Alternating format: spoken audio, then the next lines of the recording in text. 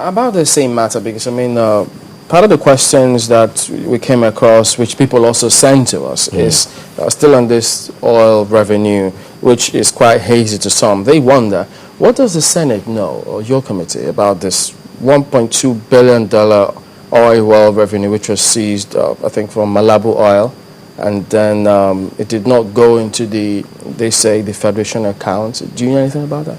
Well, I think there's meant to be an investigation committee set up by the Senate and under the Committee of Finance to look into that. I think I'll wait till we get briefing on that. I mean, I've read what is in the papers, but I would not like to comment based on what's in the papers. I would like for the Ministry of I think the concern then was how transparent the transaction was. But I can't comment on that until, one is better briefed on exactly what is going on. Okay, but when does the committee expect some sort of that feedback from I think the committee, if I can remember on this particular transaction, this one, yes. I think the committee had tried to fix a meeting middle part of January, but it didn't hold, the committee hearing on this particular case. So I'm sure in February or March it will hold, and we'll better informed, get the report from NNPC, get the report from the Attorney General, get the report from Shell, and then we'll be in a better position to know exactly, what went wrong or didn't go wrong. What about the one for the Interagency Committee that is currently being examined by the committee?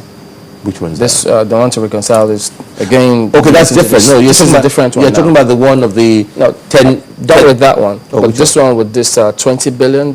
Yeah, that's the one you're talking about. That's one, before it was 10.8, 10.8, then 12, and yesterday... The figures keep changing. And yesterday it became 20. But there's ongoing... we met yesterday? 2 days ago. 2 days ago, Okay.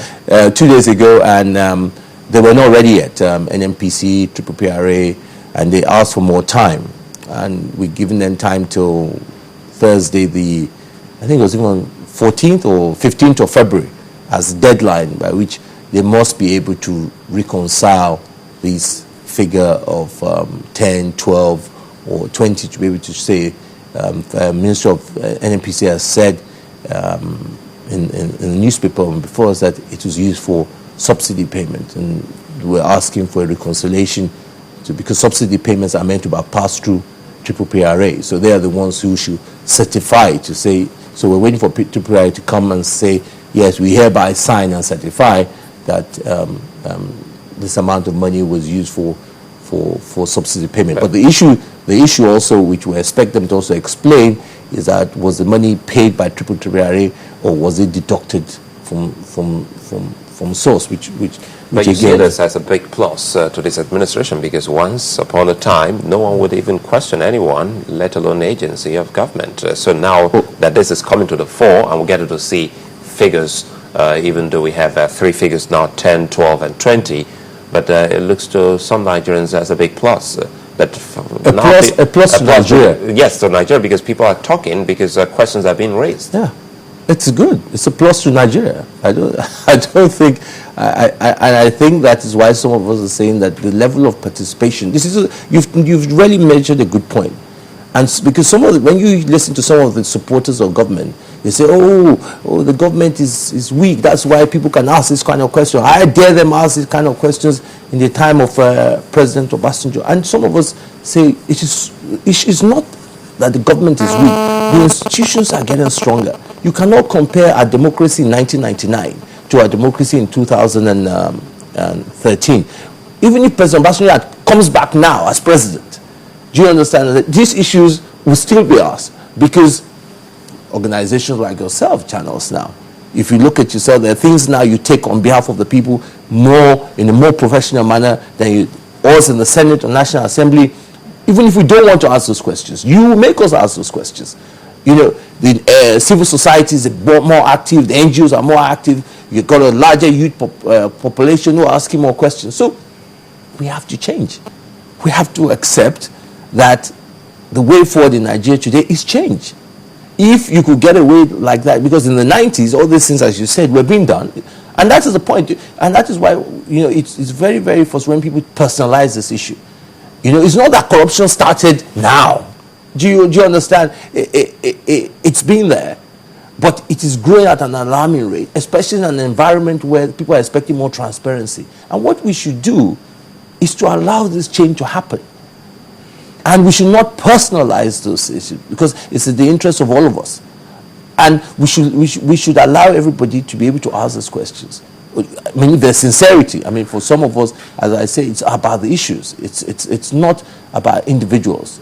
And as you rightly say, yes, we are getting there, and we'll continue to ask those questions. But it must be very alarming for all of us if 10, 20 billion dollars, $1 billion needed it to come to a leak in the media before actions like this being taken. And we should see that as, hey, there's something wrong here, we must correct it. Not to say, oh, he's against me or he's against me. That's the point, that because that doesn't help any of us.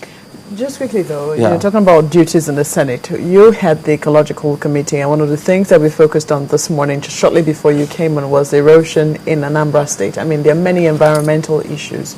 What exactly do you think that, or what is your committee doing to stem the tide of some of those things? Well, what we've tried as much as possible to do, and I must admit that it's been very difficult, is to try and see that funds applied on some of these projects are properly utilized. Just last week, I wrote a letter to the ministry that we're about to come to 2014.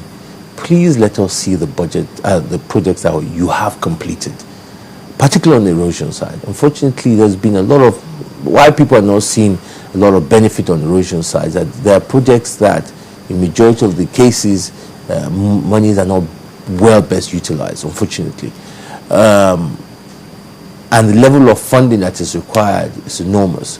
I know that the World Bank and federal government have been able to secure support from the World Bank, about $450 million. If that comes through, and we've sat down and identified key erosion projects all over the country, particularly in the southeast, that can be addressed. But again, it is not just the funding. We again need to look at how to ensure that these projects are seen to completion. What do I mean by that? The projects cost $200-300 million. The budgeting capacity only allows you to do 30 million. You do 30 million. The next year, by the time you go back, the work you've done, right? The erosion, it has taken you all back. You're back to square one. But isn't that why we had the ecological fund? Well, yes, that is why you've had the ecological fund. But unfortunately, again, I think even in the way it's been set up, I think that the responsibility on the management is interministerial. Even you will find at the end of the day, even sometimes the Ministry of Environment will tell you that they don't have that much control on the projects that go into the ecological fund. I do remember, sorry to interrupt you, I do remember very clearly your counterpart in the House of Reps, Mrs. Ekwunife, talking about how the funds in the ecological fund have been misused or misapplied for things that had nothing to do with the environment. Has that come to your knowledge as well? There's no doubt about that, you see things creeping into the ecological fund that have nothing to do with the environment. But aside from that, even those that are for environment, the issue at the end of the day is that I think for years, you see, again, I want to be clear about this, that it is not, again, this is not something starting today. For years, even from the days of the military, the perception we have on environment projects are projects that you really hardly see completion, because either one could be just poor planning, because in the environment project, you start them, you don't complete them. It's really as if you just wasted the amount of money, because you're going to start all over again, right? And secondly is the fact that majority of those that carry out this project and those that supervise this project don't do that properly. And that is why some of us really in 2014, we have decided that unless we see evidence of implementation, there's no way we're going to support a huge amount of money on the issue of environment. Now, the problem as you have is, again, the people are going to say, we need some of these projects, but unfortunately, I can't put my hand on my chest and tell you that that money would be best utilized. Oh. Because what you've seen over the years is a lot of uncompleted projects. Because